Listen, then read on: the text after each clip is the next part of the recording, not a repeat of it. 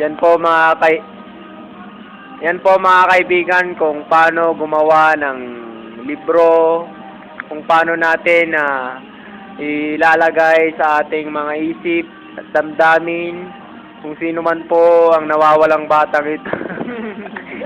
Sana naman po ay tawagan nila kung kakilala niyo man to po, kung sino po to. Tawagan po kami dito sa Tumawag lang po kayo sa hotline number namin 123-456 restaurant dyan sa Pesos Road. Kung sino man po nakakakilala ng magandang babaeng ito na nagmula pa daw sa Palawan, natagpuan na lamang po sa Rora Hill. Nagpalipat-lipat daw po ng tahanan hanggang sa mapunta saan sa Rimando Street, Quezon number 23.5 Love Radio. At saka po mga kaibigan, kung gusto nyo pong maghanap ng textmate, available din po siya sa number na 0915. Pasensya na po, bigla na lang po siyang napalayo dahil di niya na makayanan ang mga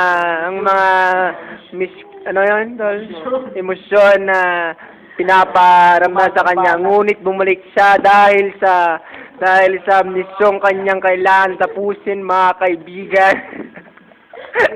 Sapagkat mga kaibigan, ngayon po lamang nyo matutunghayan kung paanong paggawa ng libro na siya lang pong nakakalam. Ito na po, i-reveal niya po ang kanyang sikreto sa lahat ng mga bagay, hindi lamang po sa kanyang sarili. Ganun din po sa kanyang mga kaibigan. Sana naman po na tapay kumata, umay ditoy. Nanang ni Chona, tapay kumata. Siyempre ni Chona is the most available person, not only in the Philippines, but in Sabah, USA.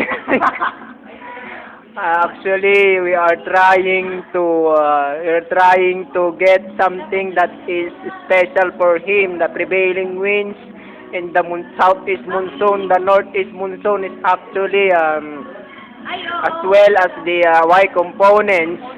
And so now as nasmurobang ratuyan makakapsat si Chona nga buwan nga naglaing launay nga pintor iti banbanag na. Tato yun apo ti kastoy mi kanya na tasuna pa'y kumati mga